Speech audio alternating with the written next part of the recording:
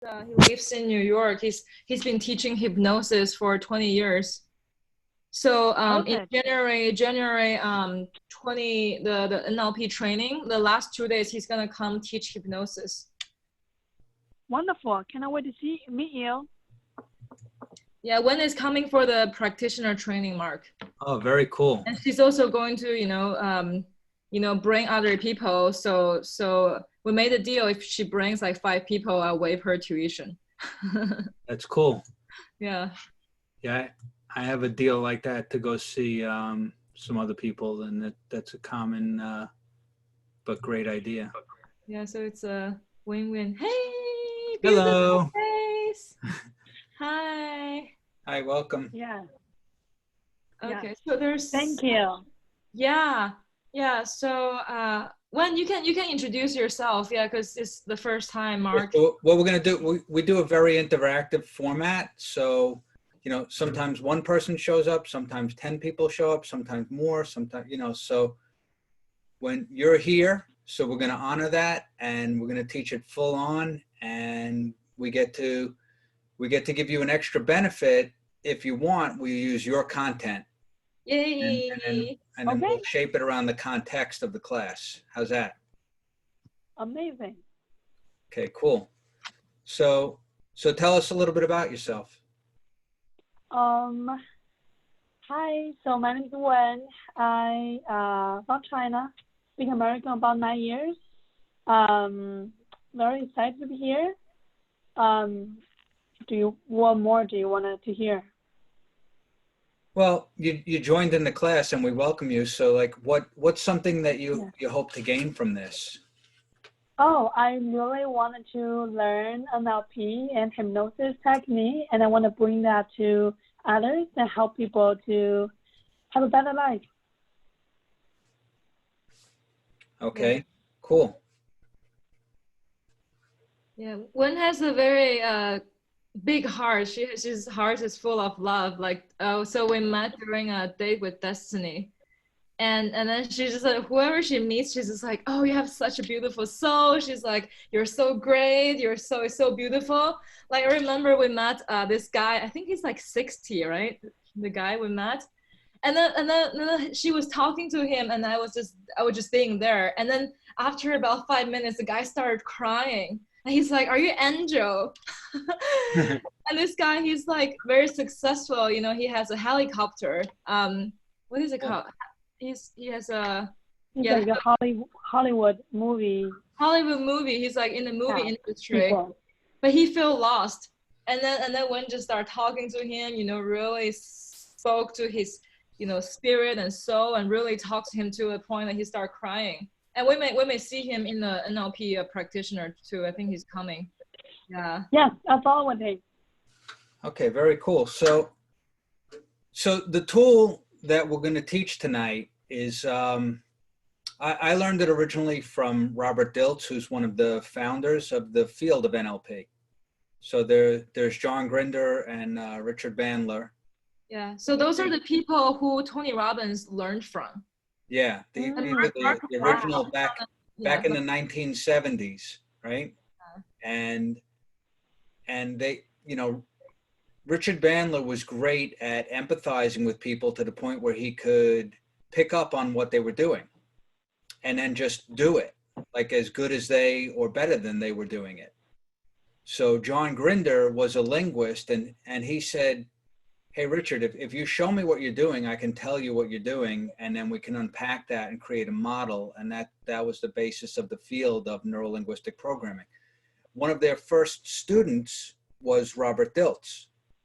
And the wife of John Grinder at the time was Judith Delosier.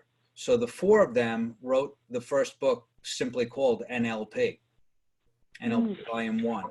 And Robert Dilts was kind of the push behind that, because he liked to take things that people were doing and put it into words and formulas and really just make it teachable. John Grinder was great at extracting what it was. Richard Bandler was great at demonstrating it. And Robert Dilts added this element of like making it teachable. So he could take the whole thing and kind of put it together into a framework that people could understand. And one of the tools that Robert Dilts created was what's called the neurological levels of alignment. So Okay. quite simply, there's different levels at which we believe things.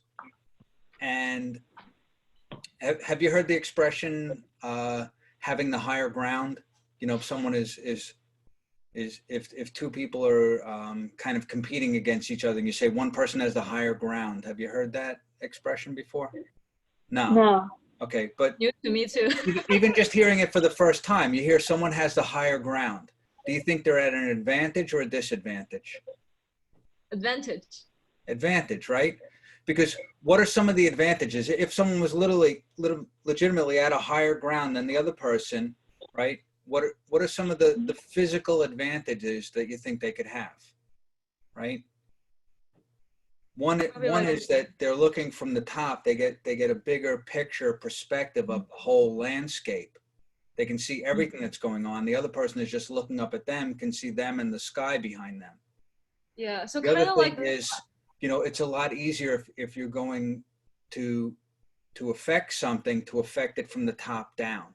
You know, if you look at the structure of a corporation, is the company run from the bottom up, or is it usually run from the top down?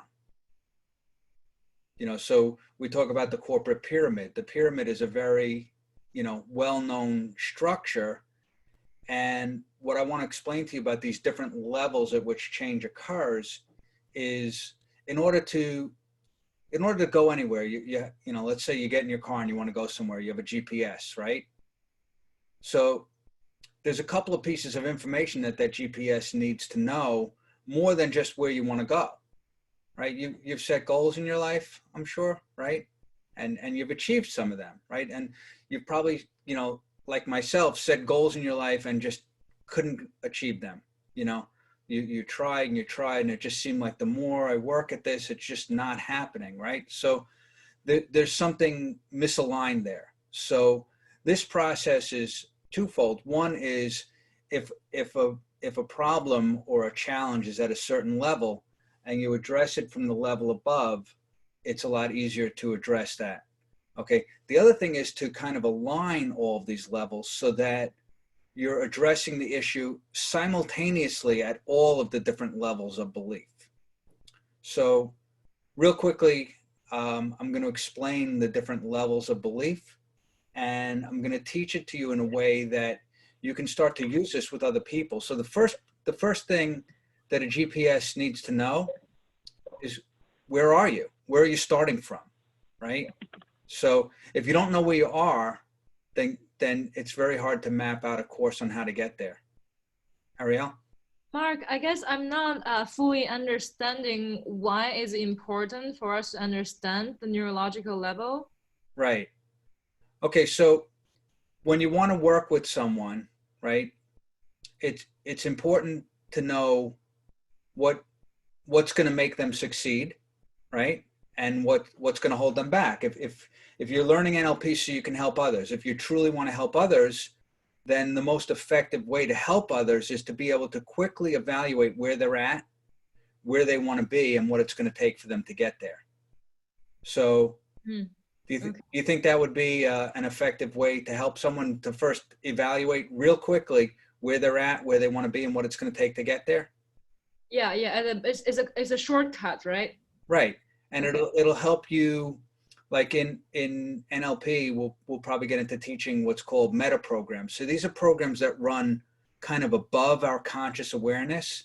Yeah. So these neurological levels are also outside of most people's conscious awareness, but you as a coach, you as an NLP practitioner, you as a trainer, or whatever level you're coming in to mentor or to help these people, for you to have that higher understanding, and then to be able to teach it to your clients in a way that you're not just teaching it to them as information, you're teaching it to them and at the same time aligning the information so that you can affect change in them. Because that's really what you want to do.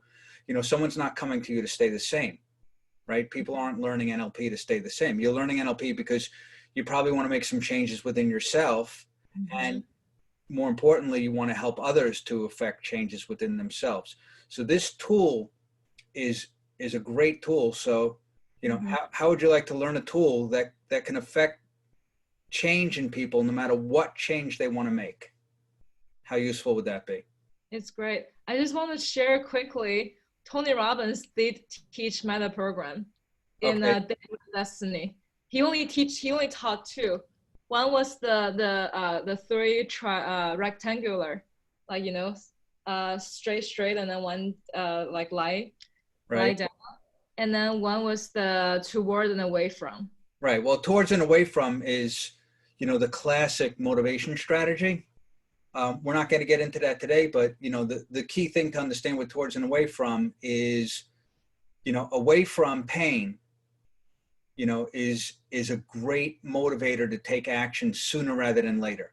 You know, you touch a hot stove, you don't contemplate where your hand's going to go and what you should do. And let me think about it. Let me create a plan of action. No, you just move your hand off the hot stove really quick, right? So the pain creates an instant motivation to do something. Yeah. But nothing in particular. Yeah. Just to get away from the pain, right? So now towards pleasure gives you a motivation of a direction that you're going in, right? So I'm here and I want to go there, and this is the first step, the second step, the third step, but there's no sense of urgency to that. So really what's cool is when you create a propulsion system, and we'll probably do a whole class just on this, so I'm kind of giving you a little taster teaser of this. When you create a propulsion system, now what you're doing is you're having the away from pain and the towards pleasure simultaneously working together. So you're creating immediate need for action and a very specific, definite direction that you're going into, and that can only create success for the person. That sounds so cool. I can't wait to learn that. So yeah, what I'm teaching here today is really something that will guide that process. Any goal that someone has, no matter what their motivation is, what's going to hold them back is their beliefs. And there's different levels at which those beliefs occur. And when you can address that belief and understand what level it's coming from, and to be able to evaluate that quickly and easily, just by understanding that there are different levels. Most people say, I either believe something or I don't. But it's more important, not do they believe it or don't they believe it, but the level at which they believe it. And I'm going to explain the different levels so that this doesn't seem as vague to you. So what specifically are the levels? Well, they're neurological levels of belief, right? So beliefs happen at different levels. So the first level of belief is where and when, you know, your physical environment. So it's like, you know, I'll give an example. Like I work with helping people to stop smoking, right? So, you know, someone could say, here's the problem, is that it only happens when I'm with these people, or when I'm at this location, or when, you know, when these things are going on around me, you know, so who you're with, where you are, what's going on around you. These are all things that happen at the level of environment, you know, and it's very hard to make a change at that level. So what I'm going to do explain real quickly is the value of each level, and then I'll get into exactly what each level is. Okay. So imagine a pyramid, right? You know, at the top, it's kind of narrow, and at the bottom, it's wide, right? And imagine that there's multiple levels within this pyramid, maybe like 5 or 6 levels in this pyramid. Now, at the base level and at the top level and every level in between is worth the same total amount, right? So let's use a round number. Let's say 100, right? And let's even put it in terms of money, so it makes it just easier to understand value, right? So at the base level, it's $101 bills. At the top level, it's one $100 bill. So can you see the change at the total level is equal, whether it's at the top or the base, right? But is it a lot easier to get $100 bill, or is it a lot easier to get a $1 bill? Depending on what industry you work in. Right. Yeah. But typically it's easier for people to make a $1 purchase or a $1 change in their life, right?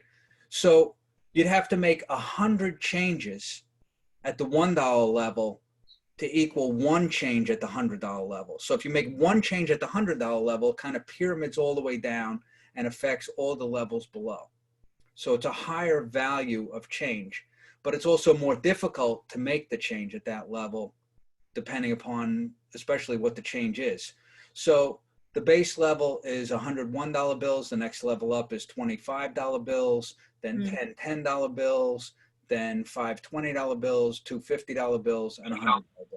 That makes sense? Mara, what do you mean? What do you mean by if you change on the top, it will affect every level? Well, I'm going to get into how that pyramid's down. Okay. So if you think about, you know, if you wanted to create $100 worth of change for someone, right? You could do one $100 change, or you could do $101 changes. But the one $100 change is going to affect two $50 changes. It's going to affect 5 $20 changes. It's going to affect 10 $10 changes, and it's going to be affecting $25 changes and $101 changes. That's what I mean from the top down. Ariel? Okay, I guess I was thinking they are more like independently different layers. So you have 10 layers.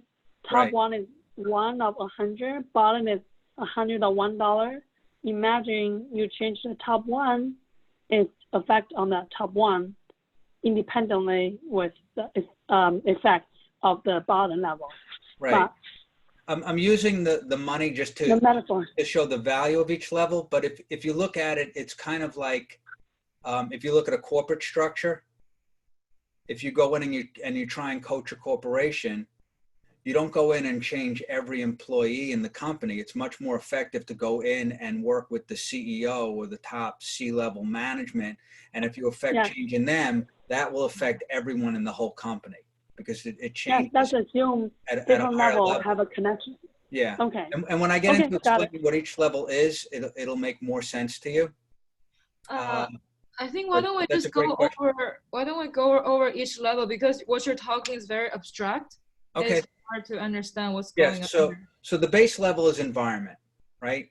Yeah. So that's where and when and who you're with. So it's the different contexts that are going on around you. It's like external constraints, right? It's not something that's within us, it's surrounding us. So, you know, I could succeed if only I didn't live in this place of the world. So, but that's like saying, you know, if someone doesn't have good self-esteem, you know, moving to Colorado or moving to California or moving to New York or moving to Italy is not necessarily going to change their self-esteem, right?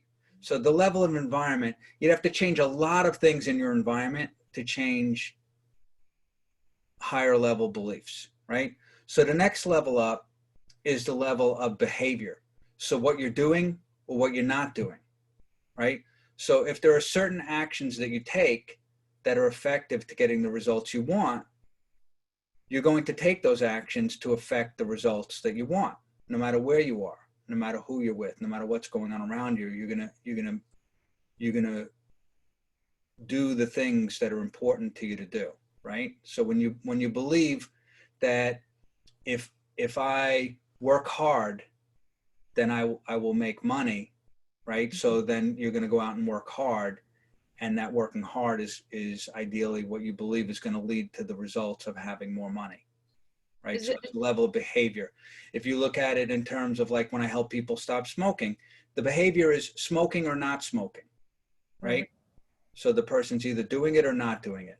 And a smoker, you know, it doesn't matter where they are. They're going to smoke, whether they're at home, whether they're out, whether they're in the city, whether they're in the country, they're going to smoke if that's the behavior that they do, right? Yeah. Or if they're not a smoker, then they're not going to smoke no matter where they are, right? It's not dependent upon the level below, the level of environment. It's a behavior that they do.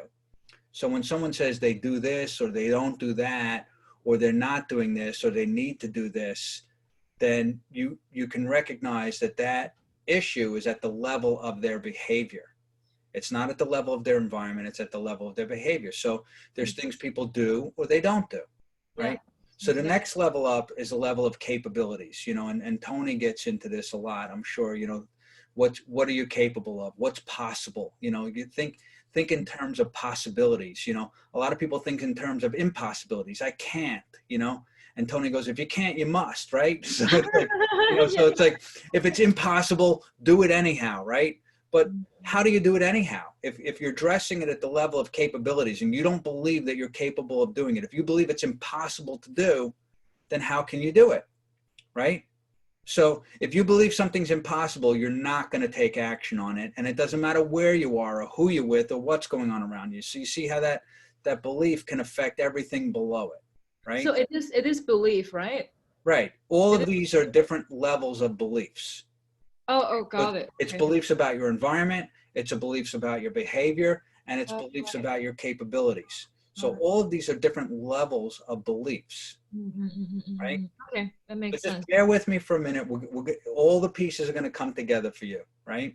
So you have the beliefs about your environment that, like, oh, if I, you know, and some beliefs about environment are true. It doesn't mean they're not true. It's what is your belief about it? It could be an empowering belief or it could be a disabling belief, right?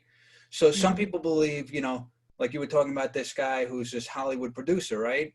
So some people believe you can only be a Hollywood producer if you actually live in Hollywood. You can't be in New York and be a Hollywood producer. You can't be in Weeboke, Illinois and be a Hollywood producer. You can't be in São Paulo, Brazil and be a Hollywood producer. You have, if you want to be a Hollywood producer, you got to go to Hollywood, right? Or if you want to be like, and some people even believe it, you know, they want to be a top producer, they have to go to Hollywood. So the environment, and you'll see how this is trying to affect a much higher level at the base level. And I've already clued in on it, but I don't want to get ahead of it.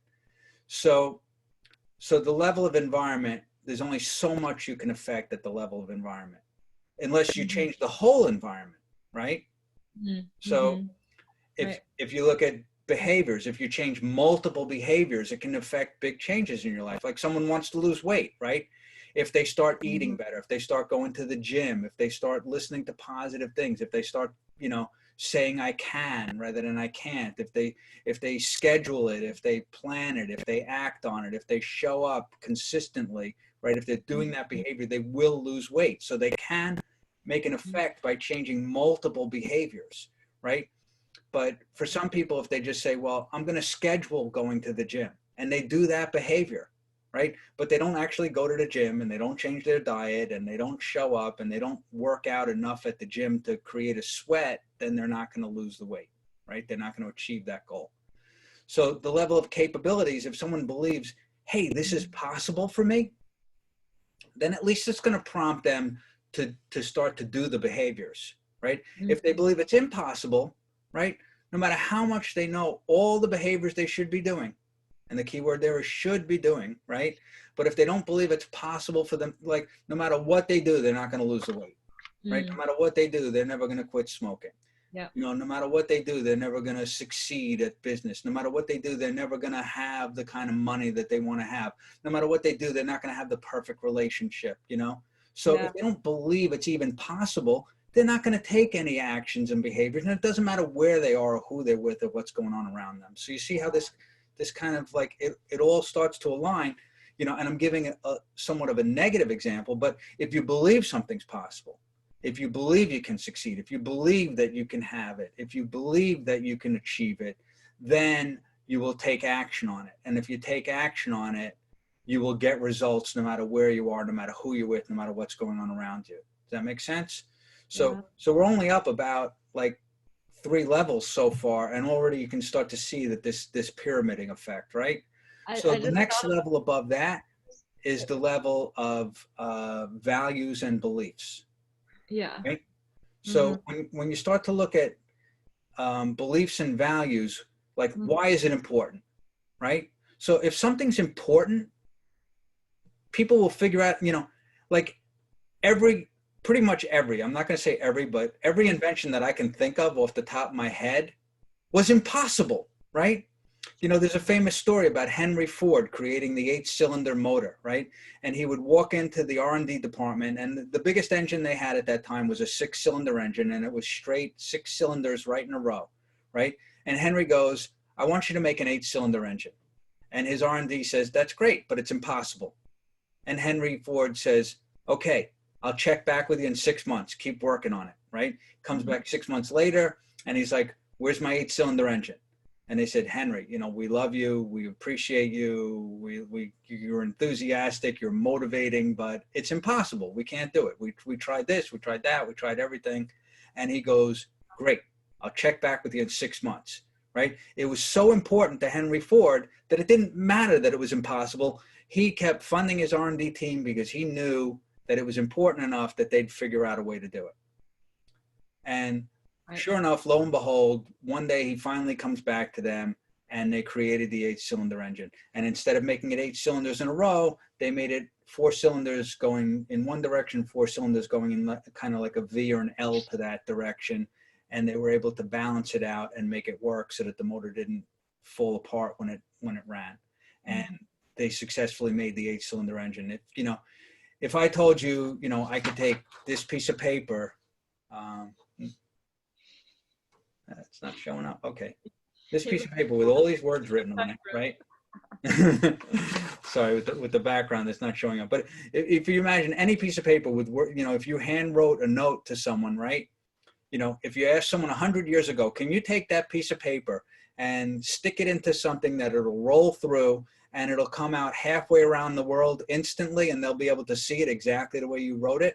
People would say, no, that's impossible. You'd have to take it and put it in an envelope and bring it to the post office. And then they bring it to a processing center and they put it on a plane and they fly it halfway around the world to another post office. And then they take it and they go to a processing center and then they give it to a post person that would then deliver it to the exact house. And then your friend would open it. And that would take like a week, right? or at least several days, you know. So, you know, now not only is it possible, but we can do it, you know, multiple ways. We can fax it, we can scan it and email it. We can take a picture with our phone, right? We don't even have to go anywhere. We could just, you know, write it out by hand, take a picture with our phone and text it or email it, and the person gets it instantly, right? So it was important to be able to do that, right? There's a value in that. There's people like, wow, this is like a world-changing thing. You know, someone could sign a document and instead of waiting months for the deal to go through, they could instantly send it over to the other person. The other person sees it, signs it, and instantly sends it back to them. Deal done, right? So there's a value to the world for these inventions, and that's what, you know, gave it importance. It gave it value. And because of that, someone was able to do the impossible and make it happen anyhow, because they put the time, the effort, and the energy into it because of the value of it, not because they believed right off the bat that it was possible, but it was worth investigating how it could be done. And for a lot of inventions, it's not can it be done as much as how will we do it? When will we do it? Let's get it done, right? So they're looking at it from the level of values and beliefs, that they believe it's important, they believe it's of value to the world, and because of that, it doesn't matter if they're even capable of doing it, it doesn't matter if it seems like it's impossible, they're going to take the actions, the behavior level, right? And they're going to do it, and it doesn't matter what the environment is, doesn't matter how many people are telling them, no, it can't be done, it doesn't matter how many, you know, situations show up, doesn't matter how many times they try and it seems impossible, they're going to do it anyhow because it's important, right? And this is important to know when you're working with a client, right? They might say, oh, I can, and I've tried, and I've this and I've that. And as a coach, as an NLP practitioner, as someone who's going to guide this person on their journey to succeed, right? You have to believe at a higher level, you have to hold the space for them that it's possible, because it's important to them.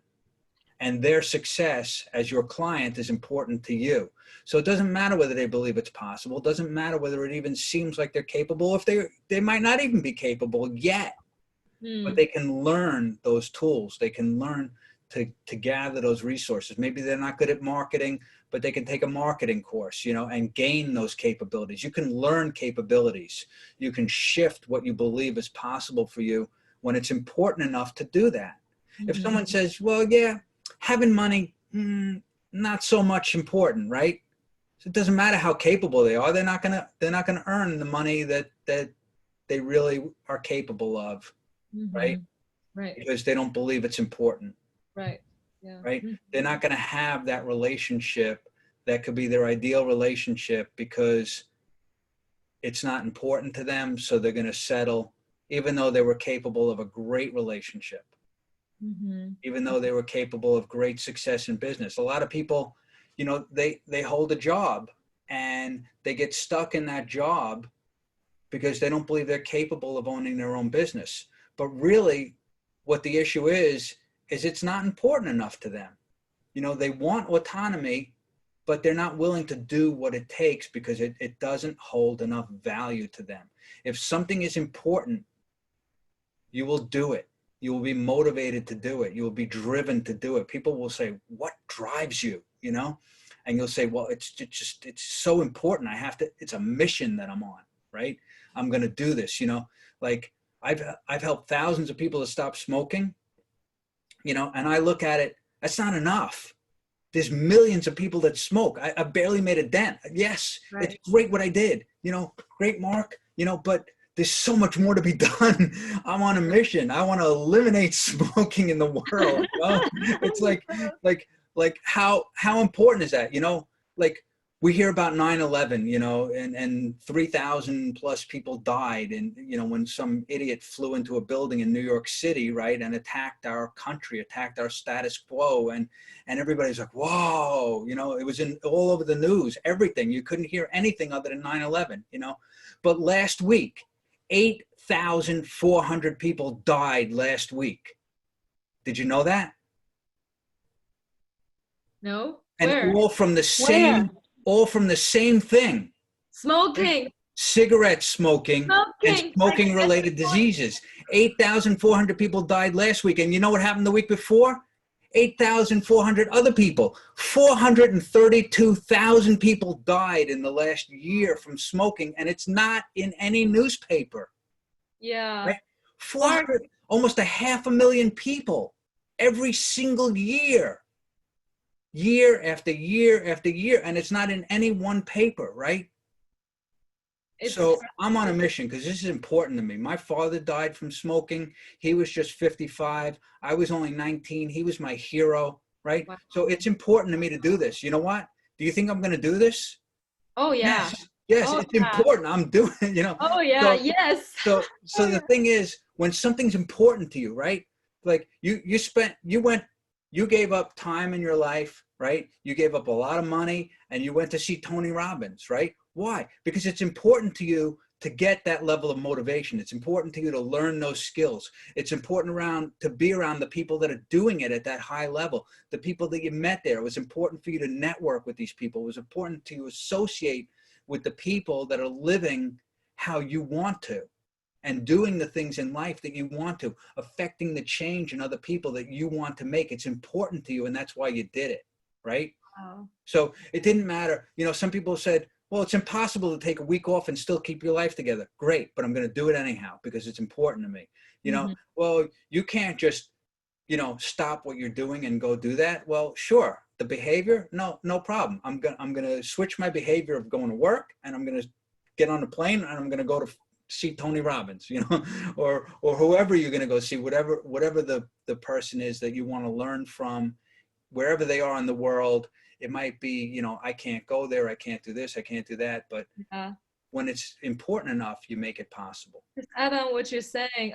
When actually she flew back this morning, and she had 1 hour of sleep, and right away she went to work at 9 a.m. And right. we just finished 3 a.m. last night. It's just like whatever, if you really believe it's important, you're going to find a way to make it happen. Exactly. Right. Yeah. So whatever it takes, right? So whatever it takes is kind of at the level of behavior, but it's driven from the level of value and importance. Mm-hmm. Why are you doing this, right? you know, I have a second business that earns a lot of money for me. So why do I do that? Because that money helps me to fund the mission that I'm on, right? Until the mission starts to gather enough momentum that it's funding itself on that level. But right now I'm taking the income from multiple sources. And if one source slows down, the other one picks up. If the other one picks up, one slows down, then it doesn't matter. I'm looking at multiple sources of income so that nothing's going to hold me back. Yeah. You know, wow. and this is the level, you know, and again, this is tying in with that motivation, the away from and the towards, right?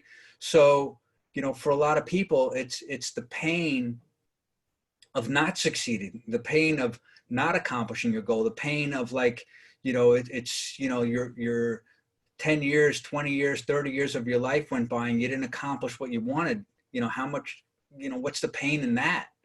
You know, it's like you could have been so much further than you are. And if you're not, then that's painful, you know, but then the motivation is it's not too late unless you don't start now. So you do it anyhow, right? Yeah. I've had all these failures in the past. So what, right? Yeah. So what? As long as you believe it's still important, keep going. Yeah. Do it anyhow. Yeah. It's not possible. Well, I tried all these other things. Yes, it wasn't possible that way. But like Henry Ford, you know, it wasn't possible to create an 8-cylinder engine in the 5,000 ways that they did it. For Thomas Edison, it wasn't possible to create a light bulb that stayed lit 9,000 tries, right? But the 10,000th try, he finally made it work, or whatever the exact number was. I've heard I've heard everything from 1,000 to 10,000 tries, but whatever it is, it was a lot. Most people would have given up after 2 or 3 and said, it just doesn't work, right? But what does that mean? It means it wasn't important enough to them. When something is important enough, you will do it. You will get it done. You will make it happen because it's important to do and you're highly motivated to do it. It's a towards, and it'd be painful if you didn't do it, right? Mm-hmm. I like it. Right. I like so what's the next level, right? Can you see how it's easier to make a change at one level by addressing it from the level above? And you can see how each one of these levels is beliefs, right? Mm-hmm. You believe the environment affects it. You believe that it's the behavior that creates the results. You believe that it's whether it's possible or not that creates the results. You believe that if it's important or not creates the results. So what's the level above that? The level above that is the level of identity. Identity, right? yeah. Who are you, right? Yeah. Right? Who are you? So most changes when you're coaching someone, most changes is going to happen primarily at a combination, not just one level, because there's multiple levels, and this is a system. It's not a linear path. It's a system of beliefs, right? So if you look at someone who they are, right? You know, who you are speaks so loud I can't hear a word you're saying, right? You know, we've heard these cliche expressions, or maybe you haven't yet. Maybe it's me saying it is the first time you heard that, but you can see how that would be true. That, you know, we look at, a lot of times we look at behavior. You know, you ask someone, who are you? And they go, I'm a lawyer. No, a lawyer is what you do. You practice law, right? Who are you though? Well, maybe who they are is someone who's quickly evaluating the truth in a situation. You know, who they are is someone who can identify innocence or guilt. Who they are is someone who they're driven to help people because that's just who they are. It's you know, and who you are is shaped by your values. So your values and your beliefs affect who you are, you know, from that level. But really who you are directs what your values and beliefs are. You know, if you change who you are, if you say, you know, I'm a janitor, right? Chances are you're not going to be CEO of the company, right? You're not going to do the actions that the CEO of the company. If you say that you're a janitor, and I'm not putting down janitors, they do important work, right? So, but if you say you're a janitor, then you have certain values that you follow as that. There's certain beliefs that you have as a janitor about how much money you could make, about what's possible and what's not possible. So it comes down to the capabilities and possibilities. Well, I could never make $200,000 a year as a janitor. you know. And I just watched Dean Graciosi, who's working with Tony Robbins for the Knowledge Business Blueprint program. And, you know, Dean Graciosi's new wife was a hairdresser, and she was making $500,000 a year as a hairdresser. Now, most hairdressers make $35,000, $40,000, maybe $50,000 a year, depending upon where in the world they are. She was making $500,000, and it wasn't even because she owned the salon. It was just as a hairdresser, she was making that kind of money because she put herself at the level of one of the top stylists in the industry. I see. And being one of the top stylists in the industry, now you're not comparing yourself to every other hairdresser that's out there. You're comparing yourself at a higher level. Your beliefs about how much money you could make, your beliefs about what's important, your beliefs about what you focus on, right? Are you focusing on me, or are you focusing on, I got to, you know, if I'm charging this much, I got to deliver so much value to these clients that it's just ridiculous. They're gonna want to pay me more even than what I'm charging them, and I'm already charging them, you know. For Stop Smoking, I'm the highest priced person there is that I know of in my area to go to help you stop smoking. But I deliver so much more value than anyone out there, and I can justify my price. As a matter of fact, people have told me I should be charging more. You know, so the thing is, you know, who are you? Who are you to create these amazing changes in your life? Who are you to affect the world in this way? You know, when you look at it, am I just learning NLP? Or am I NLP? Am I an NLP practitioner? You know, am I an NLP trainer? You know what I'm saying? You know, my brand, I am the personal mind trainer, right? So, you know, people go to a personal trainer and they train their body and they work out and they get strong, right? But, you know, we've heard the cliche, right? You know, can you do more by working hard, or can you do more by working smart? Right? By working smart, right? So if you hire someone to train your body, is that going to help you work smart? Or is that just going to help you if you're working hard? But if you train your mind, right? Now, training your mind is going to affect even going to the personal trainer for your body. Right? Because if you're the type of person that's highly motivated, if you're the type of person that's successful, if you're the type of person who your life is harmonious, right? Meaning that, you know, you're not just succeeding in one area of your life. It's not like you have a lot of money, but your relationships suck, right? It's not like you're healthy, but you're broke. It's not like you have a great business, but you're totally immoral and you have no spiritual values. It's not like, you know, have great friendships, but you don't take care of yourself, right? It's not like you have all this success in your life, but you never take time to enjoy it, right? So there's this harmony, right? It's not even balance, right? Because it's systemic and it's multiple areas. There's 10 key areas of your life, you know, when you coach someone, and you want to have all of them working together in harmony, right? So that they all fuel each other, right? So you want to have great health. You want to be wealthy, right? And wealth is a lot more than just money, right? And you want to have love, right? So you want to have health, you want to have wealth, you want to have love. And those are just three major aspects of it. But you want to have a great career or business. You want to have your finances in order and balanced, right? You want to have personal growth. You want to be growing spiritually, mentally, physically, emotionally, right? You want to take time to have fun and recreate, you know, to recreate yourself, you know, reinvent yourself, rejuvenate yourself. You know, when you go away on vacation, you know, it's recreation, right? But we're recreating ourselves, right? By taking the time to just, you know, relax, right? Why do we sleep? Because our body, if we went 24/7, our body would collapse. We need that time of sleep to kind of clear. There's even chemicals in the physical brain that when we sleep, they get washed away, so that we wake up in the morning with a fresh brain that's ready to think clearly and to create new ideas and to, you know, to have success in all these areas of our lives. So, you know, like, you know, Stephen Covey talks about sharpening the saw. So taking time off to sharpen the saw actually helps you get further along. You know, people say, you know, and I've been there. I started off, I had business and my goal was to succeed, you know, by at least staying in business for 3 years, because most people fail in the first year. And I figured if I could make it 3 years, I could prove success to myself. And you know what? I achieved my goal. But my goal wasn't what I wanted.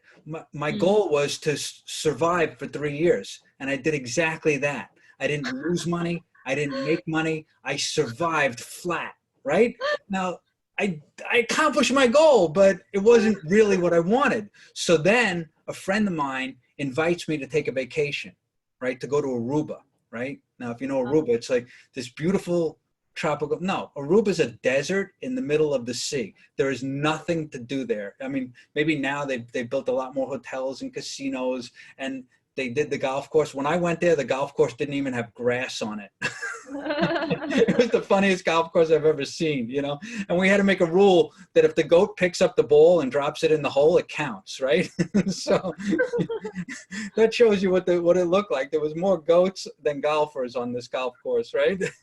And they were looking for stuff to eat because Aruba only gets 14 inches of rain a year on a good year, right? So they have to import all the grass, they have to import all the palm trees, and it's like, you know, so now they've made it beautiful, and and their prime industry is tourism, so they've made it like this wonderful, great, friendly island to visit, you know. But when you look at that, okay, so, you know, it's this wonderful environment that they transformed, you know, so they had to cover a lot of elements. They couldn't just plant grass and say it's a beautiful island. No, they had to plant grass, they had to plant trees, they had to put hotels, they had to put casinos, they had to make a golf course, they had to make all these things, because otherwise there's nothing to do there, you know. But a lot of what people go there for is to do nothing, right? And when, you know, I thought like, no, there's no way I could take a week off and do nothing. I'll go nuts, right? And I can't, my business will go out of business, and I'm going to come back to nothing, right? But you know what? I went there and I relaxed and I had a great time, and I was with some good friends and we had a ton of fun. And even when we were doing nothing, we were just doing nothing in a beautiful sunny place that's 80 degrees and sunny every day. And, you know, I didn't have to work. I didn't have to think about work. I wasn't thinking about making money. As a matter of fact, you know, we made money by accident. We went to the casino one night, and I made enough money to pay for my whole vacation. So it didn't even cost me anything to go there. I didn't know that when I went, you know, and it was a great deal to begin with, but it was just, you know, just even that much more fun. And it's always fun to win, right? So, you know, but what happened when I came back is I said, you know what? At the time, I had a business that slowed down around 4th of July, and it slowed down between Christmas and New Year's. And I said, 2 weeks out of the year, I'm going to close my business, and I'm going to give all my employees off, and I'm just going to go away, because business is slow. My suppliers are closed, and it just doesn't make sense to do business those weeks. And you know what? If I go away for a week, twice a year, I'm going to not only take my business from flat to succeeding, but I'm going to take it over the top, because now I'm recharged, I'm re-energized, and better than a cup of coffee, I'm coming at it full on, right? Because, you know, and I would even get motivated. You know, think about it, when you plan a vacation, you get motivated. What do I got to do? I got to prepare, I got to get ready, I got to get all these projects off the table. So if I knew every 6 months I was going away somewhere, and somewhere beautiful or somewhere nice or somewhere, you know, sometimes I would just go to California to see my family out there, you know, and, you know, or I'll come visit Ariel on the beach in Malibu. I mean, come on, you know, or Santa Monica, sorry. You know, so whatever it is that motivates you, you got to find that, and you got to keep it in front of you, and have fun and recreate yourself, right? So that's at the level of identity. Who are you? I'm the type of person that takes a vacation twice a year. I'm the type of person that, you know, has fun. And what metaphor do you see life from? That's part of your identity. It's part of your mission. Is life a game? Is life a battle? Is life a stage? Is life, you know, a performance? How do you just cover that? That's so funny you mentioned. Yeah. So what metaphor are we living from? You know, so, you know, I was talking with a client just yesterday, actually, and I said, you know what? I have some bad, you know, some interesting news, not bad news. So, you know, that slipped, sorry. So I said, I have some interesting news for you. I just go, you know, there's no such thing as hypnosis. And she's like, well, you're a hypnotherapist. How could you say there's no such thing as hypnosis? And I said, well, there's no such thing as hypnosis because it's all hypnosis. Right? Ooh, So whoa. hold up your hand and look Whoa. at your hand for a minute, right? Whoa. Just literally do this. Hold up your hand in front of you and look at it, right? Now, can you see your hand? Yeah. Do you know why you can see your hand? Because everything around your hand is not hand. If everything was your hand, you wouldn't be able to see your hand. It wouldn't exist as hand because everything would be hand. Okay. Right? Uh-huh. Where So, are you going for that? What does that it's mean? a fun concept Mark. to wrap your head around, but Mark is great. I'm already in trance, Mark. so the whole thing is to, to look at this. Who are you, right? Who are you, right? So this is where I came up with my program, Designing the Ultimate You. Because if you could be the best version of yourself, then you would believe in things that align with being the best version of yourself, right? And if you believed in things that align with being the best version of yourself, if you weren't capable of it yet, you'd find a way to make it happen. If it was impossible, you'd do it anyhow. If someone said you can't, that it's not appropriate to do that behavior, you'd do it anyhow, right? If they say you shouldn't say that, you can't say that, you can't do that, you'd do it anyhow because it's important, and it wouldn't matter where you are or who you're with or what's going on around you. This is who you are. You're living authentically. You're coming across with 100% of who you are. You're showing up in the world, right? Isn't that what it's about? To be your most authentic self, your highest self, and show up in the world as the best version of you, right? So what affects your identity, right? Those are 5 levels, right? So I said 5 plus 1, right? I'm going to give you one more, right? I got to give you one more, and I only got about 8 minutes left to do this, and then I want to get some feedback from you as well. So I'm going to do this in a couple of minutes. I'm going to explain what's the level above, right? Can you guess? Do you have any ideas? Does anyone want to volunteer? What do you think might be a level above identity, right? What do you think, man? Spiritual? I'm sorry? Spiritual? Yeah, that's actually a big part of it. Spirit, is what we call it. Spirit or spiritual, right? So what does that mean? Spiritual, right? It affects more than just who you are, right? Who else is affected by it, right? When you're on a mission, right? When who you are is driven by a mission, that mission is a purpose, right? That goes beyond just you. It goes beyond just your lifetime. It's an energy, right? That lives in that spirit plane, right? Yeah. It's a vision of what could be, right? When they asked Walt Disney, what's his vision for the future? He says, well, I can't really tell you. It's just kind of way off in the distance, kind of sparkly, right? Mm-hmm. Which is vague. It's abstract. But when you look at what he created from that way off in the distance, it kind of sparkly.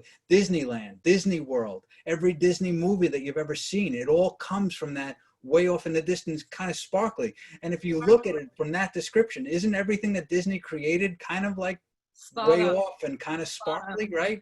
It fits, in his mind, he knew what that meant, right? He knew what that mission was, and he spread that mission to the world. Repeat one more time. What do you mean by everything you look at what Disney is? Is what? Is what land? It's way off in the distance and kind of sparkly. So he created Disneyland. He created Disney World. He created all the Disney movies that are out there. He created all the Disney characters and all the Disney products that are out there. And it was done from a point of view to help people to have fun and to enjoy their life and to go into this, fantasy. I mean, the original Disneyland in California, which is probably not all that far from where Ariel is I'll take you when you there's come. Fantasyland, there's Frontierland, there's all these different lands, Adventureland, and it's like these different worlds that by shifting major shifts in the environment, you can transform where you are and what life feels like, right? So why do we travel? Because we want to experience a different way of experiencing, right? We want to experience a different, we want to see different cultures, right? So who I am is a New Yorker who believes in certain things, and then, I go and I take a class up in Montreal, Canada, right? Where, a majority of the people speak French, right? And they don't look very kindly on people that don't speak French. It's just a level of arrogance there that's almost amusing, right? Yeah. And maybe not everybody, but at least everyone that I met. And they don't always say it, right? So I go to this party and they say, you know, what do you call someone who speaks multiple, 2 languages, right? You call them bilingual. What do you call someone who speaks 3 languages? Trilingual. What do you call someone who speaks 4 or more languages? Multilingual. What do you call someone who speaks just 1 language? American. Right? So I was the American. I only spoke 1 language. I'm, you know, blah, blah, blah. But, you know, why do people travel the world? Because you want to see the cultures of other people, how they live, so that you can expand who you are, right? But why would you want to expand who you are? Because you want to be able to give more value to more people than just the people that you know, than just the people that fit in the demographics that you're working in, right? How does someone become more successful in the world? By serving more people in a bigger way, right? And the only way you can do that is to be driven by this vision, this purpose. You think Tony Robbins has a vision or a purpose for what he's accomplishing? Oh, yeah. You know, is he just helping himself at this point? No. Is he just driven by his own financial needs at this point? No. He wants to help millions of people succeed by helping millions more people, right? And motivating them and sharing that level of motivation, that enthusiasm, that belief that someone can live up to at least more, if not their fullest potential, right? You don't want to die with potential still in you. You want to exhaust all possibilities, right? You're still alive. You still got more to give more, be more of who you truly are. And it's based on the choices that you're making. And those choices are made at, what's my vision and my purpose in this world, you know, driven by a belief in a spiritual value and purpose. And that shapes who you are, right? Which drives what you believe is important in this world, which affects what you're capable of and what's possible for you, which drives what you believe, right? And what you act on, and the actions that you take that are aligned with that. And it doesn't matter where you are, who you're with, or what's going on around you. You know, you see Tony Robbins up on stage being who he is. Do you think it matters if he's in Florida or Australia or Weeboke, Illinois? No, it doesn't matter. He could be in the middle of a trailer park in some little rural town, or he could be in the middle of a big city. It doesn't matter. He is who he is. His mission is his mission. And he's going to motivate people, whether they're the CEO of a Fortune 50 company, and he's going to motivate people whether they're a janitor or in a job where they're just starting out, or a business that they're just starting out. No matter what level of success they're at, he's going to prompt them. He's going to challenge them to be more of who they are. You mentioned about mission and mission. Is that part of level 6 spiritual? Yeah. Vision and mission. Okay. Yeah. So. And identity is level. So spirit is actually spirit can actually be kind of like a 7th level. Wait, 7? Confused. I thought 6. You just said 6. Yeah. Well, the 6th level is really vision and purpose, right? So spiritual is kind of like the top end of that. It's like 6+, right? So within level 6, there's spirit, and then there's vision and purpose, and then there's who else is affected. So all 3 of these are part of level 6, right? And I can send you, if you send me an email, what I'll do is I'll send you 2 sheets that show an illustration of this and spell out the value of each level and the beliefs that's aligned with each level. It matches the chakra. I'm just contemplating on this. It matches the value system, the 8 value levels. It's like what we did with the orange color, like blue color, green color. It matches that order. Right. So this is exactly. We're bringing it from a bigger thing down to physical reality, almost like a funnel. But it's also like a pyramid, in that when you can change who you are, it doesn't matter where you are or who you're with or what's going on around you. You are who you are. You're true to yourself. You're authentic, right? Yeah. So when someone comes to you and they have an issue and they say, well, you know, I'm a smoker and I want to quit, right? So you look at that at the level of two levels. It's identity, they're a smoker, right? So someone's either a smoker or not. And then the level of behavior, they either smoke or they don't. So there's 4 combinations from that, right? They could be a smoker who smokes, right? They could be a non-smoker who doesn't smoke, right? Or they could be a smoker who doesn't smoke. Now, everybody knows one of these people. They're usually quite annoying, right? It's the person who used to smoke and then just quit, right? But they didn't change at the level of identity. They just stopped the behavior of smoking. So they just made that change at the level of behavior. And whenever you change at the level of behavior, that's just a conscious change. It's just your will, that you're willing to not do that, right? But you didn't really change at the level that it needed to be changed, because if the change needs to occur at the level of identity, right, and you just change at the level of behavior, it's not going to last, and it usually doesn't.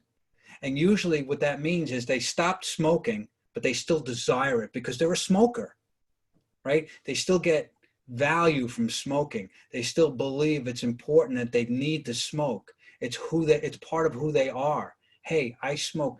In order for me to be a relaxed person, I need to have a cigarette. In order for me to take a break, I need to have a cigarette. In order for me to succeed in this way in my life, I need to smoke, right? So they've tied in who they are is part of their identity. So even if they change the behavior, it's not going to change. And this could be anything. I'm just using smoking because it's a clear demonstration of this, right? So the 4th combination seems even weirder. A non-smoker who smokes, right? Now, at first thought, you say, well, how can someone be a non-smoker and smoke, right? But everyone knows one person that fits this category. It's that person that on the 4th of July, they can have a cigarette. It's that person at the barbecue can have us. The whole rest of the year, they don't smoke, right? But hey, I'm with these friends and they smoke, and, and yeah, I like a cigarette, so they're going to have a cigarette. They're not going to go buy a pack the next day. They're not going to smoke every single day. They're just, it's something to do, like I don't drink alcohol. But, every once in a while, I'll go to dinner with a certain friend and it's relaxed and we're close by and I could walk home if I had to. And I'm not going to get drunk, but I'll have a glass of wine. I'm not a drinker. I'm certainly not an alcoholic, but I'll have a glass of wine.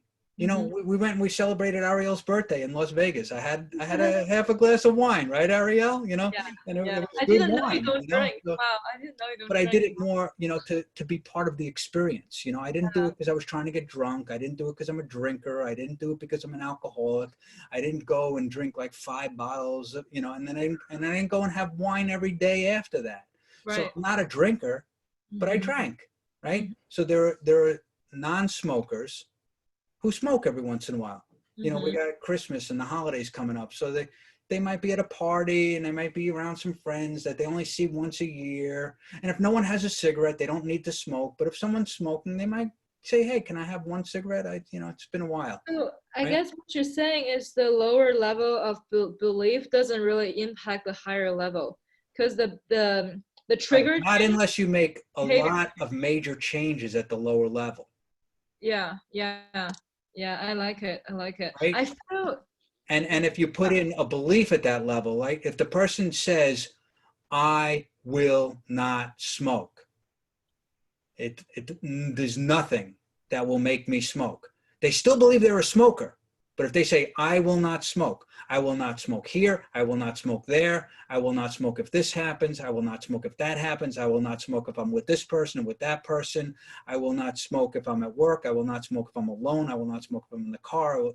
They make that decision solid. I will not smoke. It's purely at the level of behavior, but it's so broad across the whole level of behavior that it's something they just will not do. Right? It just seems like a lot of work that way, It is. It's a lot more work to make it. It's a lot easier to say I'm a non-smoker and I don't smoke. Yeah. Right? And that's with any of these changes. I'm just using smoker as a clean. I'm curious, Mark. I'm curious. You talk about if that person is a smoker in the level 5 identity, but on level 2 he or she decide I will never smoke, irrelevant of what situation or environment.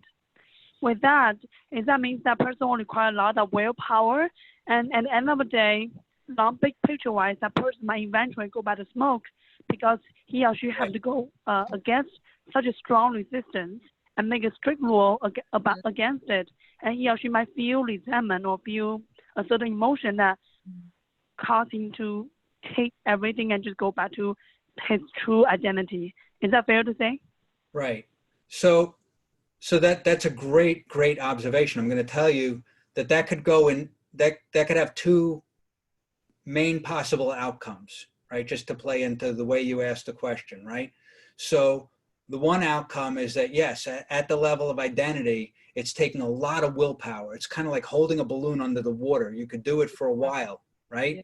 But after a while, your nose itches, you go to scratch your nose and the balloon pops up and, oh, there it is. Like that balloon never disappeared. It was always there. It took a lot of energy to hold it down, right? You mean behavior or identity? Behavior, right? Level of, you're suppressing the behavior.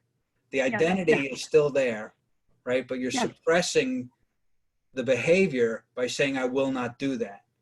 So two main outcomes could happen over time. Holding it down long enough, it could just disappear, right? The balloon could lose air and there's no longer a need to hold it down, right? Mm-hmm. So if someone, and this is, there's a lot of programs like, 12-step programs, AA or whatever, where, people get up and they haven't had a drink in 25 years and they get up, my name's John and I'm an alcoholic, In there, John, you haven't even had a beer or a glass of wine in 25 years. How can you say that you have that identity anymore? Like, listen, shift the identity. You've demonstrated the behavior so long and so perfectly that it's as if, right? Again, as if you're not a smoker, not a drinker, not a procrastinator, not a dilly-dally person, not a failure, right? You're a success. So it is possible to change this way, but just a lot harder.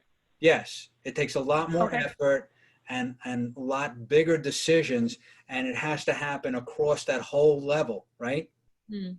Is it possible to buy something for $100 at the $1 level? Yes, but you have to use you have to make 100 changes at that level, right? You have to do 100 things at that level. Whereas if you did it at the top level, it's one change. That's $100. Okay. So what is the next outcome? So the next outcome is to really be able to recognize within yourself, first of all, if there's any limitations, right? So what's the purpose of all this is to, beliefs are good when they empower you and they're not so good when they limit you, right? So what you want to do is look at anything in your life that could be a limitation and say, what level is it coming from? And then look at beliefs in your lives that are empowering and say, what level are they coming from? And then once you know where it's at, you can make the shift at the appropriate level by addressing it from the level above. So yeah, Mark, what about the smoking example earlier, talking about if that person still identifies as a smoker, however, across the behavior level, he or she decide will never smoke regardless what situation is. Right. And earlier we were talking about two possible outcomes. Right. Option one is help me to that. I appreciate that. I get what I left out now. Thank you. So one outcome is they'll affect that whole level, and then eventually it will change their identity to being a non-smoker, and they'll say, you know what, I haven't smoked in 10 years. I guess I'm a non-smoker now. I'm going to stop thinking that I'm a smoker. I don't need it anymore. I've obviously survived and I've overcome that. Great. It was the hard road to get there, but I did it. Right. The other thing is it's too hard to keep holding that down, and then they fail. Right. And the identity wins out no matter how much they made a blanket rule at the level of behavior. The identity was still driving everything. And it was taking too much willpower, too much conscious energy to do that. The other than conscious mind took over. And really what it is it's a desire. It's something that the person values, right? That makes the difference in that. So if they value relaxation and they believe that smoking is the only way to get relaxation, then when they're suppressing the act of smoking, they're also suppressing their ability to relax. right? So they're never going to change the identity because they can't relax at that other identity. So they'll never shift to an identity where they don't feel comfortable, where they don't create happiness in their life. We're driven by feeling good and being happy, right? Being our most authentic self. But why do we want to be our most authentic self? Because it'll make us happy and it'll make us feel good, right? You take anything that a person does and it comes down to being happy and feeling good, even helping others. I want to help 1,000,000 other people. Well, why do you want to help other people? Because I'll feel good doing it, right? You ask Tony Robbins, he's up there, he's on stage, he's helping all these people, he's getting everybody motivated. But why? Because he gets a charge out of doing that. And you can feel that, and then he gives that back to everybody, but he gets something from it too. He's not doing a totally selfless act. There's really no such thing sustainable that's a selfless act, right? So if someone has made this blanket shift on the level of behavior, but it's ultimately not making them happy because they can't experience relaxation any other way in their life, then they're going to unwind that behavior, right? So the key is to make a shift at the level of behavior simultaneously with the level of identity is to find an alternative behavior, right? So if they say, okay, so in order for me to be happy and to feel good and to be true to myself, I was doing this act of smoking because it helped me relax. But now with hypnosis or some other tool, right, I can drink water and relax. I can listen to music and relax. I can call a friend and relax. I can, walk and relax. I can read a book and relax. I can meditate and relax. So now I was doing this unhealthy thing for my body, my mind, and my spirit that was not really giving me health. It was costing me a ton of money, and it made me unloved even. You know what I'm saying? So now I can drink water, I can walk, I can eat healthy, I can meditate, I can be more true to who I am. These new behaviors are at least neutral, if not actually beneficial, right? So when you're doing those alternative behaviors, right, you've made a shift at the level of behavior, but it's driven from identity, right? And it comes from values. So it's achieving the value. Like adventure might be important, risk might be important to the person. So, on some level, smoking cigarettes is risky because it could lead to disease, right? So, but what else could the person I'm do? so sorry, Mark. What do you mean by driven by identity? At this point, is this person changed identity yet as a non-smoker? Well, what I'm talking about is making that shift simultaneously, right? So if you shift simultaneously to say, I'm a non-smoker and I do not smoke, right? They were a smoker who smoked. And then they say, I'm going to shift to be a non-smoker who doesn't smoke. So they're shifting at both levels at the same time. The most effective and cleanest way to make that shift is to say, I'm a non-smoker.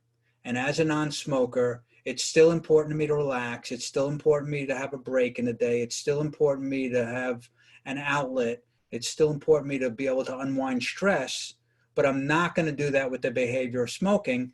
Now I'm going to achieve those benefits, that value in my life by drinking water, by listening to music, by meditating, by being with friends, by taking a walk. So, got it. Okay, as a non-smoker, still valuing all these things in my life, I'm going to look at what else is possible, and I'm going to do those behaviors. So you see how this kind of aligns. Yeah, so 4 levels. So when you make the shift simultaneously at all 6 of these levels, there's no turning back because there's no reason to turn back. You've done it to be aligned, right? You're aligning these neurological levels of beliefs, right? And when all your beliefs are aligned, you're congruent, right? This is what's meant by congruent. It's not like I'm doing one thing, but I believe another thing. It's not like I'm doing one thing, but it's not who I really am, right? It's being authentic. And being authentic is, your purpose in life, your vision for what you're accomplishing, and who you are to be doing that, and your core values and beliefs about yourself and the world around you, and what you're capable of and what's possible, and what you do and what you don't do and where you are is all aligned, right? So if someone believes, hey, I want to create epic Hollywood films so that people can be entertained, right? So who are they? They're a top Hollywood producer. You know, what's important to them? Entertaining people is important to them. Providing value to the audience is important to them. Making the best quality film is important to them, right? So are they capable of it? Well, it doesn't matter. They're going to find someone who can do it. They're going to find the best film. They're going to find the best audio equipment. They're going to find the best actors. They're going to find the best way to do it in budget, right? And they're going to make it possible. And then they're going to take the actions. They're going to show up every day authentically, making all of these things happen. And they're going to put themselves right in the middle of Hollywood, in the best studio, with the best people around them, the best environment to make it possible to succeed. All those are aligned. So if someone has a vision to make these great epic films, and they consider themselves a top Hollywood producer, and it's important to them to entertain people in this world and make the best quality film, and they believe that they're capable of doing that, and they're taking the actions that great filmmakers take, and they put themselves in the right part of the world where great films have been made before. Do you think they're going to succeed? Pretty likely, right? Do you think that they're going to be happy? Do you think that they're going to be true to themselves and the world around them? Yes, because it's all aligned. That's what this is about, to overcome the limitations by being fully aligned.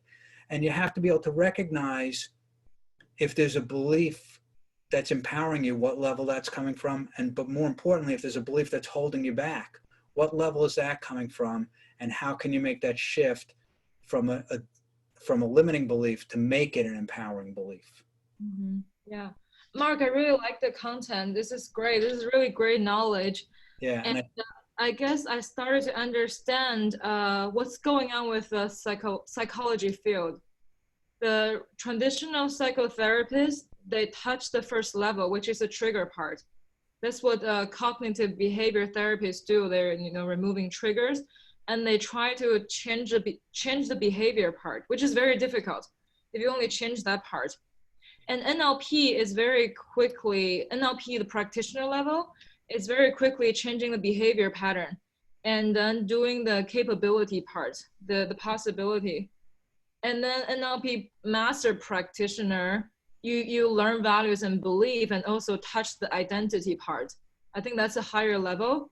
And then the next level is energy work. Energy work is where you channel God, you do like spiritual work, and then you have the vision, you open third eye. That's even higher level. Like I can understand why things happen the way they do, because when you work energy wise, I work with energy, and then after energy change, people's identity always change with it, and their behavior always change with it. There's like no turning back if you work with energy. And then behavior, like I guess when I first learned NLP, I just feel something is missing. Like we do the switch pattern, like, no, now you don't eat chocolate. And then we do like, the submodality, move things around. Okay, now you don't want to smoke, but something is missing. I guess now I find the answer is the identity part. Like if you don't identify yourself with a different person, like this girl I worked with recently, she said she has problem with food. Like this, I met her in Vegas, and she said she couldn't stop eating, and then we're writing affirmation or incantation, and then what she wrote was I finish eating when I'm full, right? But then when she was talking, there's no energy. She's talking and she's kind of like head down, like really in her, like in her problem. And then I just asked her like, what does it bring you? What does the eating food bring you? Why do you want to stop eating it? And then she said it's because she wants to have energy, she wants to have health. And then I said, doesn't it make more sense that this is what you want? And then without knowing this, I just start writing. So let's just rewrite this. So I wrote the incantation she wrote for herself, but I kind of guided her was, I am energy, I am health. Right. So you hear that a lot. That's really good that you picked up on that. In affirmations that are effective, people start with I am. Yeah, right? exactly. So I am is at the level of identity. When she said it's important to her to have health, That's a value level. It's not quite at identity yet. Yeah. So it's what she values. It's what's important to her Right. about that shift, but it's not who she is. If she says, I am a healthy person, right? Like, yeah. I am a vegan, right? What does that mean? It was so powerful. It means I don't eat meat, right? So it doesn't matter. You know, it's important to me. My health is important to me. So I'm a vegan for health reasons. So, yeah. you know, there's vegans just to not hurt animals, but there's also vegans to be healthy. So, you know, who you are and what's important to you about that, right? So yeah, so I guess like, you know, when she was saying that, she started crying right away because, you know, some blog was coming out. And then Tony Robbins was guiding us through the same process, a lot of I am statement, yelling, screaming. And then we went to the spiritual world to find who we are and then define mission statement. And then looking at this, like we working with Tony was exactly the same order, which is like really great. I just want to share that. And we're kind of out of time. So I guess we're just open to like questions, the feedback, because we kind of went over a little bit longer. That's right. Okay. So yeah, so you look at, you know, you look at that higher level is what's my divine purpose in this world, or so, you know, so it's a spiritual purpose. You know, what's my divine purpose? You know, you've heard people say this in our realm of, you know, circles that we are in. You know, you hear people say, oh, I want to align with my divine purpose. So that's saying purpose and identity. You know, bigger purpose, like really, really major spiritual purpose and who you are, right? And a lot of that is also aligned with your values. So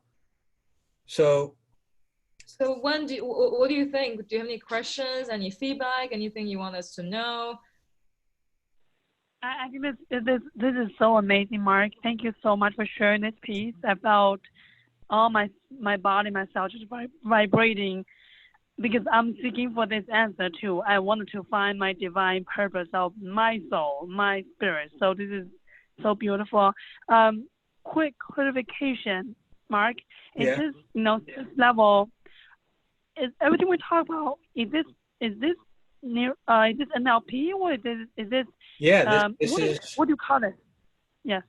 This is part of neurolinguistic programming. I mean, it's typically taught, and it's not taught by everybody, but it was taught to me by Robert Dilts, who is one of the 4 founders of NLP, the field of NLP.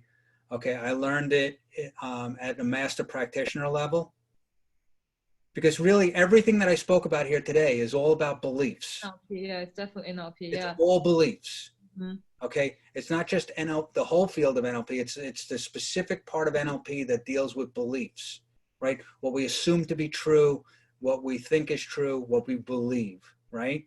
Okay, so you're looking for when a person says, I believe, you know, I believe this is who I am. I believe this is what I'm capable of. I believe this is how you should do it. I believe that the environment does affect me. I believe that the environment doesn't affect me. I believe that this is important. So they're all, you can put I believe before any one of these levels, right? So they're all levels of belief. What you want to do ultimately is have them aligned and congruent with each other and working harmoniously together, right? That's when success happens so easily. It's effortless at that point because there's no resistance. Right? Why do things take effort in life? Because we're meeting up resistance, right? Tony talks about it. You got to break through, right? You hear someone says, I want to go for a breakthrough session. You know, I'm sure you could call up Ariel and schedule a breakthrough session with her, and it's going to be amazing, right? But what are you breaking through? You're breaking through limiting beliefs. You're breaking through things that you believe limit you. You are limitless, right? Spirit, right? Your spirit, your pure spirit. Right? So if you look at things from that level, you're limitless. There's nothing blocking you. There's nothing that could block spirit. Come on, right? So if who you are is aligned with your spirit, if what you believe is aligned with your spirit, and what's important to you is aligned with your spirit, and what you're capable of is aligned with your spirit, and the actions you take are aligned with your spirit, and your physical environment is aligned with your spirit, then there's no limitations. Yeah. Now you can create the right empowering beliefs that start the momentum. So it's the away from pain and the towards pleasure, and you're resolving both at the same time by aligning all these levels. Yeah.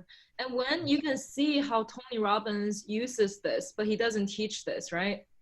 So we're really NLP is about teaching you the knowledge behind the knowledge, what's going on. What he took us through the process without actually teaching us what's going on.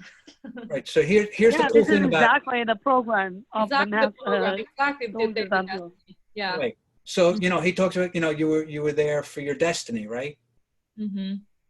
What's the exact name of it again? I'm sorry. Date with destiny. Date with destiny, right? Yeah. So you're showing up to meet your destiny, right? It's a date, right? You're on a date with your destiny, right? Mm-hmm. and you're showing up to see what your destiny would. So what level is destiny? Is destiny at the level of environment? Spirit, God. Spirit, right? Yeah, of course. It's like destiny. Mm-hmm. It's like it's your divine purpose in this world, right? It's spiritual, but it also aligns back down into physical reality, right? Yeah. 100%. And all the levels in between. And when that's aligned, guess what? You're living your purpose. You're living your destiny. You're on your path in this world, right? Mm-hmm. You're who you're meant to be at the highest level. You're succeeding, right? And succeeding is not always about the money. It's not about the wealth. It's not even about having the best relationship. If you're showing up as the best version of yourself aligned with your destiny, wherever you are on that path, it's a journey. Mm-hmm. And you make the journey the destination because you're always there. Yeah, that's so beautiful. It's not someday, some way, somehow I'll get there. Not someday, some way, somehow I'll achieve my destiny. No, the destiny is the journey. The journey is your destiny. And if you make your journey the destiny, then you're always there.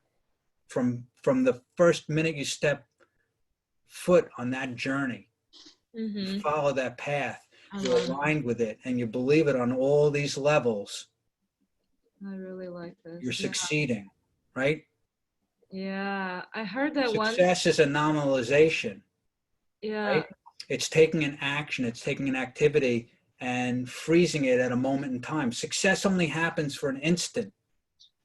Succeeding happens for the rest of your life.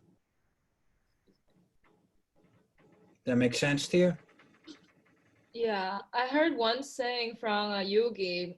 It says there's no past, present, or future. There's only eternal now. There you go. Yeah, because this is the only thing we have. There's no destination really. Right, and eternal's a pretty long time. It is. Yeah. Yeah. Mark, I really love this teaching. And it just so when any other questions or anything that you'd like to bring up about this, and then we'll just kind of wrap it up real quick. Yeah, no, this is so beautiful. Thank you, Mark, for sharing. This is just so amazing. I really appreciate all the knowledge and insight you shared today. Right. Did you gain some ways that you can start using this in your life and seeing where people are coming from and how you can help them in the best way? Yes, for sure, 100%. Yeah. So I love the piece that you. This is a taste. This is one area of beliefs in NLP, right? So when you become a practitioner of NLP, you learn so many other tools, and then now that you have this as a tool, as a prerequisite for taking the NLP practitioner class, you're going to be looking at, oh, this technique is really just addressing this level. Right? This technique is addressing this level. This technique is addressing multiple levels from different directions. You'll start to see, kind of behind the scenes of how it's working. So what you've gotten here is a taste of a higher level of awareness, so that when you learn the actual tools, you'll understand more about how they work. But more importantly, you'll be able to use them sooner, and you will use them sooner, and you'll affect more people sooner. Yeah. That makes sense? Beautiful. Thank you, Mark. Thank you. So now you have great power, and with great power comes great responsibility. And I appreciate you being here, because otherwise I would just be talking to Ariel or to an empty screen and have to hallucinate an audience there. And hopefully people will listen to this recording and gain, this is lots great. of information and wonderful stuff from this. So this is so beautiful, Mark. Just as a show of hands, everyone's okay if I share this video? Yeah, please share. Cool. And I guess, when I hope you can, get a better idea how to explain NLP to people, because this is real NLP. Like we're not doing intervention. We're actually teaching you the stuff. Right. This is not beginner stuff, but it can help you to understand that at all, whatever level someone's coming from, they will get something from this information, because this is how change happens. No matter whether it's NLP or whether it's psychotherapy or whether it's just someone saying something stupid or something smart to someone, or someone judging someone, or someone just giving someone the space to fail or to succeed, or whatever. This is how change happens, whether it's internally motivated or externally motivated. This is the framework of how change occurs. Like a food chain, the top level always eats the lower level. Yeah. But if you look at it in corporation, can all the employees affect the CEO? Yes, they can go on strike. 100 of them. But is that going to sustain the company? Probably not. So if they sustain that strike long enough to get the CEO to pay attention to them and then make a shift at that higher level, then it pyramids down and the whole company succeeds at a better level. Right? This model can apply to so many things. We could go on hours and hours, and I'm going to stop because talking is not my problem. It's I can tell you're very quiet. So if you like this, if you like anything that you learned here, please jump on it. Send me an email, succeed, SUCCEED at nyih.org. That's New York Institute Hypnosis.org, nyih.org, succeed at nyih.org, or look up yes or yesacademy.com for Ariel, and take action on it. Do it now. If you're inspired by this and you want to learn more about it, come back next week, bring friends, show up. You will get more tools from this, but you're really going to get it, and it's going to integrate as a level of making a shift in who you are as a practitioner and affecting other people in this world when you go out and you learn it in a class, formalized, structured, and learn NLP. It's a great tool. Okay. I've been doing this since 1992.